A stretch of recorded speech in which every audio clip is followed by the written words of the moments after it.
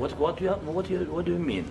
I'm talking about the kind of diplomacy that's going to end the destruction of your country. Yes, but if you Mr. President, with respect, I think it's disrespectful for you to come into the Oval Office and try to litigate this in front of the American media. Right now, you guys are going around and forcing conscripts to the front lines because you have manpower problems. You should be thanking the President for trying to bring an end to this conflict. Have you ever been to Ukraine that you say what problems we have?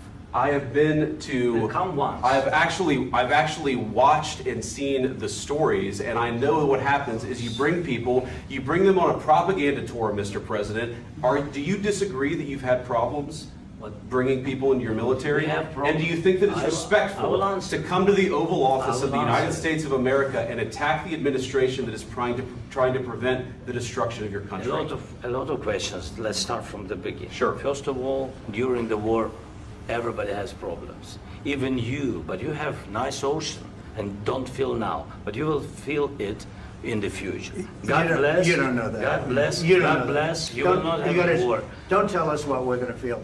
We're trying to solve a problem. Don't tell us what we're going to feel. I'm not telling you. Because you're in no position to dictate that. That's exactly what you're doing. You're in no position to dictate what we're going to feel.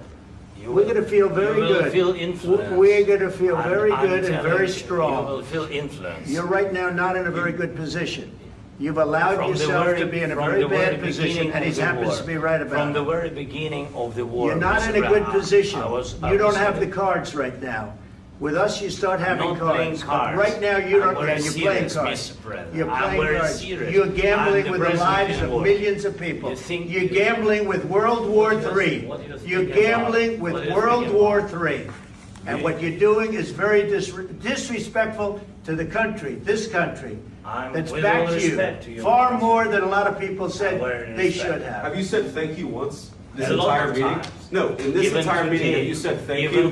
You went to Pennsylvania and campaigned for the opposition in October. Offer some words of appreciation for the United States of America and the president who's trying to save your country.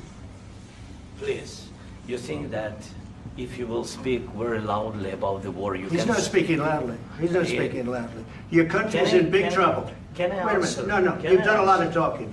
Your country is in big trouble. I know. You're not winning. You're not winning this. You have a damn good chance of coming out okay because of us. Mr. President, we are staying in our country, staying strong from the very beginning of the war. We've been alone, and we are thankful. I said thanks you haven't in been this alone. cabinet. You haven't been alone. In this cabinet. We gave you, through this stupid president, $350 billion.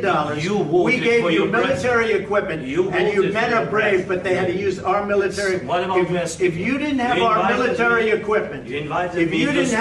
military equipment, this war would have been over in 2 weeks. In 3 days. I heard it from Putin. In 3 days. This is something maybe new. Less. In 2 weeks. Of course, yes. It's going to be a very hard thing to do business like this. Again, just say thank you. I said a lot of times to American people. Accept that there are disagreements, and let's go litigate those disagreements rather than trying to fight it out in the American media when you're wrong.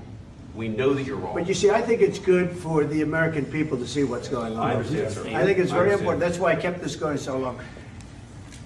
You have to be thankful. You don't have the cards. You're buried there. Your people are dying. You're running low on soldiers. Listen, you're running low on soldiers. It would be a damn good thing. And then you tell us, I don't want a ceasefire. I don't want a ceasefire. I want to go, and I wanted this. Look. If you could get a ceasefire right now, I tell you, you take it so the bullets stop flying and your men stop getting killed. Of course we want to stop the war. But you're saying you don't want a ceasefire. But I said to you, I want a ceasefire. With guarantees. Because you'll get a ceasefire faster than an agreement. Ask our people about ceasefire, what they think. That wasn't with me. That wasn't with me. That was with a guy named Biden, who was not a smart person. That was with Obama. It was your president. Excuse me. That was with Obama, who gave you sheets, and I gave you javelins. Yes. I gave you the javelins to take out all those tanks.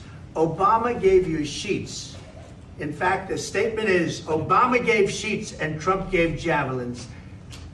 You got to be more thankful, because let me tell you, you don't have the cards. With us, you have the cards.